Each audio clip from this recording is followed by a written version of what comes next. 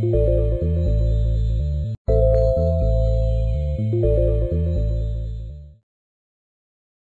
morning. Non Solo Anima TV has the great pleasure to meet Stanislav Grof. Good morning and welcome. Thank you very much. It's a real pleasure to be here.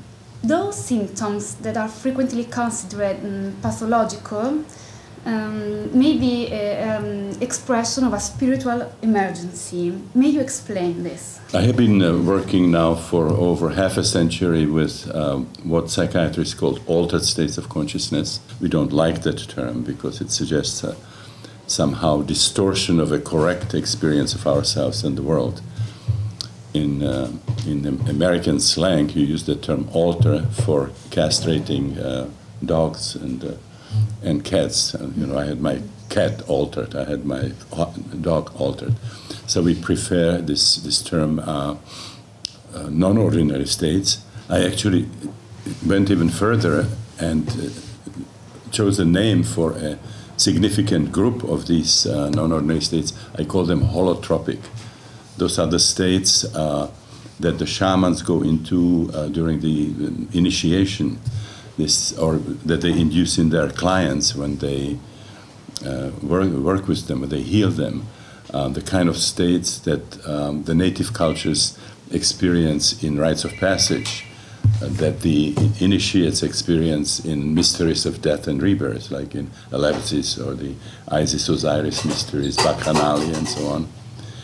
Also the experiences of the Buddhists, of the Taoists, of the yogis, Christian mystics, and so on. So I use the term holotropic. So basically my whole career focused on the study of these states and what are the implications, what can we learn from these states, let's say about the nature of consciousness, the relationship between consciousness and matter, what we can learn about the nature of reality and so on. Working with these states, we found out that properly understood, properly supported, they are actually healing, they are transformative, even evolutionary. And then it became very difficult to consider states to be pathological, to be psychotic, just because they emerge spontaneously, because people did not take a psychedelic substance, or they didn't listen to shamanic drumming, or they didn't do some other of those techniques like meditation, you know, spiritual practices and so on. We started believing that there is a significant subgroup of these non-ordinary states, the holotropic states, that actually should not be seen as psychotic states, but crisis of spiritual opening. And we started using the term spiritual emergency, which is a play on words. There's a pun there, because emergere in Latin means to emerge. And if something emerges suddenly and surprises you, in English it's emergency. There's an ambiguity in these states. They're obviously a major problem in people's lives, but if they are properly understood, properly supported, they are transformative, and they can raise people's consciousness, so they emerge to another level of consciousness. We actually frequently refer to Chinese pictograms, where the term for crisis is composed of two other pictograms. One is danger, the other one is opportunity, danger and opportunity. In 1980, Christina started something called the Spiritual Emergency Network, where we started putting together people who needed help in these states and people who were in the profession, therapists who developed this alternative approach, who were able and willing to support people in a way that's very different from the traditional psychiatric approach, which means just suppressing the symptoms using tranquilizers or some other psychopharmaceutical agent. As a psychiatrist, you have had an LSD experience and explored the connection between some drugs and non-ordinary state of consciousness. Finally, you approach to the holotropic breath work that rather uses non-pharmacological method. How did you come to this final position? I did the early work in Prague, Czechoslovakia, in the Psychiatric Research Institute between 1956, 57 and 1967. And then for 7 years I was part of the American psychedelic research program at the Maryland Psychiatric Research Center.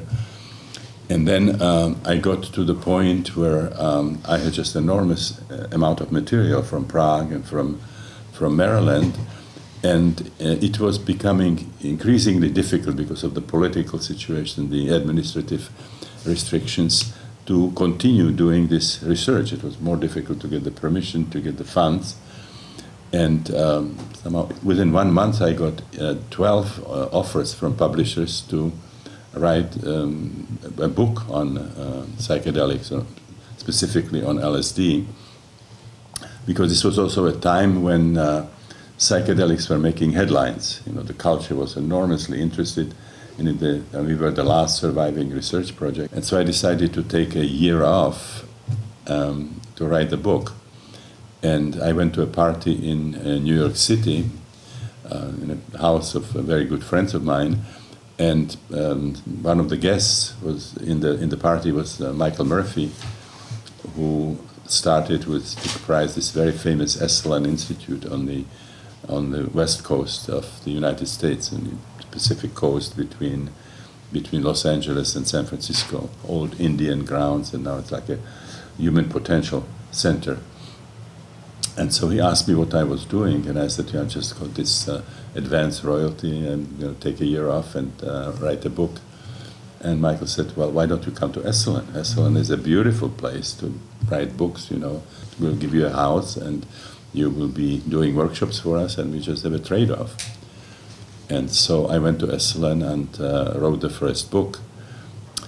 And as I was doing these workshops at Esalen, I was basically talking about what we found in this work, about some of the really paradigm-breaking things having to do with the dimensions of the psyche, the cartography of the psyche, about new healing mechanisms, about the nature of consciousness, and so on.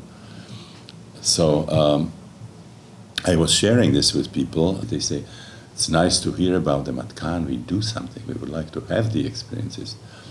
And I said, sorry, I have the license on the East Coast, but, not here. It's an illegal thing. It would have been sort of dangerous to start playing with it illegally. And so I remembered some of the experiences from psychedelic work that sort of starting pointing in the direction that maybe we could do something without the drugs. Initially, when we started working with LSD, that after some sessions, people felt wonderful. They, for example, had a death rebirth experience, something like what Albert Hoffman had when he accidentally intoxicated himself. But some sessions were not so great. Things got unfinished, or some new symptoms emerged. And initially we thought, there's nothing we can do. You have to wait a week, 10 days, because there's a natural tolerance. And then you give another session and hope that this time it's going to be a better, termination period. And then I remember as today, there's one patient coming down from an LSD session with a sense of tremendous anger. He was really charged and had a pain in his shoulder, and he kept sort of poking there and sort of hitting his shoulder, and then finally told me, could you do something with my shoulder? And so I started sort of massaging it, and says, more, not enough. And he started growling and screaming and coughing and sort of flailing around, and in a very short time was just absolutely peaceful and kind of blissed out. And so I saw that there is something we can do actually to make a better termination period of the sessions. And so I saw there was a system there. So from then on, when the drug was wearing off and somebody still had some unpleasant experiences, I would say, what's happening in your body? Do you want to do some work? And then we started releasing that energy. Then this body work started triggering in some of these patients what we call saccadic breathing, very, very fast breathing. And they told me, it's strange, the breathing took me back into the session. I was not having a session anymore, the drug was wearing off, and this breathing really created a situation that it was like I was back in the middle of the session. So I had, when I came to Esalen, I had the memory, that you can do something using this kind of body work, and you can also activate the unconscious by breathing. So when consistently people were dissatisfied with the verbal workshops, they say, well, let's start sort of playing with this, and we started sort of combining this breathing and music and the body work. Christina, then I met Christina. Christina brought some yogic elements. She was a teacher of yoga, so she brought some of these yogic elements into it, and we started doing it